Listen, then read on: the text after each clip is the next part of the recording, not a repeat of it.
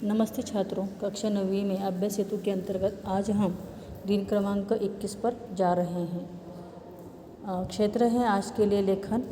कल भी लेखन ही था और जो मैंने इसकी केवल प्रतिकृति तुम्हें भेजी हुई थी, सेंड की थी, जिसके लिए तुम्हें अध्ययन करने के लिए आसान होगा, इसीलिए मैंने प्रतिकृति तुम्हें सेंड की थी। आज हम अपेक्षित कौशल्य के अंतर्गत औपचारिक पत्र लेखन को देखने जा रहे हैं। यहाँ पर जो चित्र दिखाए गए हैं, यह चित्र जो हैं औपचारिक पत्रों में अंतर और प्रकार और प्रारूप की पुनरावृत्ति करने के लिए हमें यहाँ पर चित्रों की मदद लेनी है। अभी औपचारिक पत्र और अनौपचारिक पत्र, ये जो है ना, यह औपचारिक पत्र और अनौपचारिक पत्रों में अंतर के लिए दिया गया है।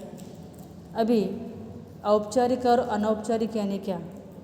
औपचारिक यानी जहाँ पर कार्यालयीन पत्र होते हैं, वह इस तरह के, यानी यह जो है ना, इसमें कार्यालयीन पत्र का लेखा जोखा रहता है और यह सेंड किए जाते हैं, संबंध इससे होता है। और अनौपचारिक पत्र लेखन जो है, यह इस तरह के होते हैं, मित्र, सहेली, भाई बहन, पिता माता जी आदि को इस तरह के पत्रों को सेंड किया जाता है। अभी यहाँ पर समूह तुम अपने आपस में समूहों को बनाना है और पहला भाग और अन्य 2 समूहों को पत्रों का दूसरा भाग पुनः पढ़ने के लिए यहाँ पर तुम्हें कहा गया है। ठीक है, तो यह छात्रों की सहायता से सारी बातें हो सकती है, यह हमें यहाँ पर ध्यान में रखना है। अभी यहाँ आओ सक्षम बने, इसके अंतर्गत जो अध्यापक छात्रों को कल लिखे हुए निम्नलिखित पत्रों के तीसरे भाग के विषय में मौखिक जानकारी देंगे। हमने 2 भागों के विषय में जानकारी देखी थी। तीसरे भाग की जानकारी जो है, प्रधानाचार्यों को लिखे जाने वाले पत्र, मोहल्ले की सफाई की ओर ध्यान आकर्षित करते हुए स्वास्थ्य अधिकारी को पत्र, बिजली का बिल अधिक आने की शिकायत करते हुए पत्र। तो अभी अब आओ अभ्यास करें के अंतर्गत हम यहाँ पर भाग तीसरा देख रहे हैं, जिसमें अध्यापक विद्यार्थियों को पत्र के तीसरे भाग को निम्नलिखित बहुत विस्तार से स्पष्ट करेंगे। अभी तीसरा भाग क्या है, यानी अंतिम भाग है। तीसरा भाग यानी अंतिम भाग है।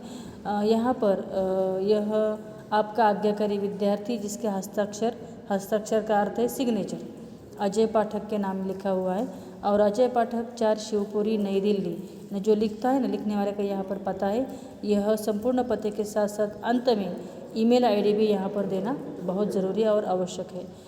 यहाँ साथ में और कौन कौन से कागजात को लगा दिया है, तो यह डॉक्टर के प्रमाण पत्र की प्रतिलिपि इसमें यहाँ पर दी हुई। यह तीसरा भाग हुआ। अभी आओ सृजन करें। इसमें ग्रंथालय से पत्र मांगने के लिए एक पत्र है। बड़ी बहन की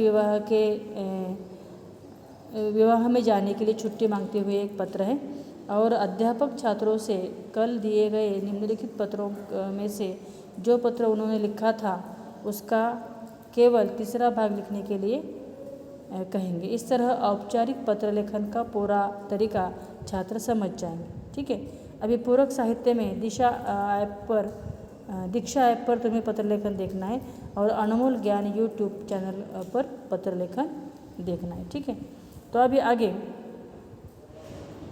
जो हो सके उतना तुम्हें यह ओपन कर देखना है। यथा समय पर मैं तुम्हें यह अनमोल ज्ञान से यूट्यूब पर प्राप्त किया हुआ पत्र भी तुम्हें सेंड करूँगी। ठीक है, आज के लिए अभी हम दिन क्रमांक 22 की ओर भी जा रहे हैं, जिसका क्षेत्र है आज भी लेखन है और छात्र गद्यांश का आकलन पठन करेंगे और उस पर सार्थक और उचित प्रश्न निर्मित करेंगे। ठीक है, संकल्पना में है आकलन प्रश्न निर्मित, यानी कोई अनुच्छेद दिया जाता है, उस अनुच्छेद पर हमें प्रश्नों को तैयार करना है और तथा अनुच्छेद के ऊपर दिए हुए प्रश्नों के उत्तर भी हमें एक वाक्य में अपने भाषा में अपने शब्दों में लिखने होते हैं। इस तरह का यह प्रश्न होता है, जिसके लिए 5 अंक दिए जाते हैं। अध्यापक छात्रों को बताएंगे कि भाषा सीखकर प्रश्न निर्मित करना एक महत्वपूर्ण भाषाई कौशल्य है, यानी यह सही है। जब हम उस भाषा में प्रवीण हो रहे हैं, तो उस भाषा को लेकर हमें, अनुच्छेद को लेकर हमें अपने मन से कुछ प्रश्नों को तैयार करते आना आवश्यक है और इसीलिए यह भाषा का एक तरह का सीखा हुआ एक माधुर्य या चातुर्य जिसे हम कहेंगे वह है। अध्यापक छात्रों को नीचे दिए गए चित्रों को देखकर 4 प्रश्न बनाने के लिए कहेंगे। अभी देखिए, अनुच्छेद के ऊपर भी प्रश्न को निर्माण करना है और चित्रों को देखकर भी प्रश्न को निर्माण करना है। जैसे कि यह जो प्रस्तुत चित्र है, इस चित्र में कौन कौन से फल चित्र में दिखाई देते हैं, कौन कौन से फल, तो फलों के नाम भी हमें लिखते आने चाहिए। उसी तरह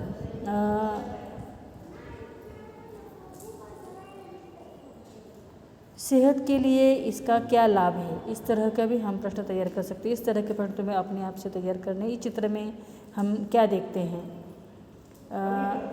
पेड़ के नीचे एक स्त्री कौन सा कार्य पूर्ण कर रही है, किस साहित्य के साथ है, कौन से रंग की साड़ी इसने पहनी हुई है, और यह दिखने में कौन दिखती है, यानी अध्यापिका है, कोई अफसर है या कोई अधिकारी। इस तरह के प्रश्नों को तुम तैयार कर सकते हो। ठीक है।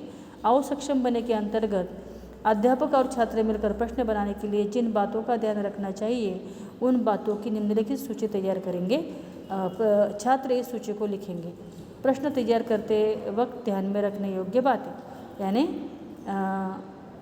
तो किन किन बातों को प्रश्न बढ़ाते समय ध्यान में रखना है, तो प्रश्न किस शब्द से पूछने हैं वह ध्यान में रखने हैं, और प्रश्न बहुत लंबा ना हो। प्रश्न पूछने के बाद हमें अंत में प्रश्न चिन्ह लगाना चाहिए, और प्रश्न एक ही वाक्य में होना चाहिए। इस यानी दो वाक्यों को मिलकर प्रश्न नहीं बनाया जाता। इस तरह तैयार प्रश्न सार्थक एवं प्रश्न के प्रारूप में ही हो। प्रश्न का उत्तर जब आता है तो वह एक ही वाक्य में होना चाहिए, और फिर प्रश्न के उत्तर दिए गए परिच्छेद में ही हो। प्रश्न के अंत में प्रश्न चिन्ह लगाना आवश्यक है। गद्यांश को शीर्षक दीजिए, लिखकर इस प्रकार के प्रश्न ना हो, यह ध्यान में हमें रखना चाहिए। अभी आओ अभ्यास करें के अंतर्गत यहाँ पर एक अनुच्छेद दिया हुआ है, उस अनुच्छेद को हमें पढ़ना है और एक एक वाक्य में उत्तर आएंगे, ऐसे 4 प्रश्नों को हमें तैयार करना है। ठीक है। अभी यहाँ पर जो चित्र दिया है, इस चित्र के द्वारा भी हमें प्रश्न ही तैयार करने हैं। इस तरह के चित्र गद्यांश की मदद से छात्र प्रश्न बनाने में माहिर हो जाएंगे। ठीक है। इस तरह का यह चित्र है, और इस चित्र में क्या दिखाई देता है यह तुम्हें लिखना है, प्रश्नों के द्वारा लिखना है। ठीक है। साहित्य स्रोत है 8वीं की पाठ्यपुस्तक सुलभ भारती की पृष्ठ 53 पर गद्य आकलन के लिए दी गई जानकारी पढ़ना है। ठीक है। यहाँ तक हमने आज दिन क्रमांक 21 और 22 के लिए कुछ जानकारी हमने शॉर्टकट में क्यों ना हो देखी हैं। दी गई पढ़ाई जो है यह तुम्हें कॉपी में उतार कर रखनी है, और यहाँ पर औपचारिक पत्र का तीसरा भाग, जिसके पहले के 2 भाग तुम्हें सेंड किए गए थे, तो संपूर्ण औपचारिक पत्र तुम्हें कॉपी में उतार कर लिखना है। ठीक है। आज के लिए इतना ही काफ़ी है। अपने स्वयं का ख्याल रखो, सेहत का ख्याल रखो, आरोग्य के साथ आनंद से जीवन जियो, और इस तरह कोरोना की बीमारी को याद रखकर अपने संपूर्ण जीवन की सुरक्षा बनाए रखोगे, इस तरह अपेक्षा करती हूँ और यहीं पर रुक जाती हूँ। धन्यवाद।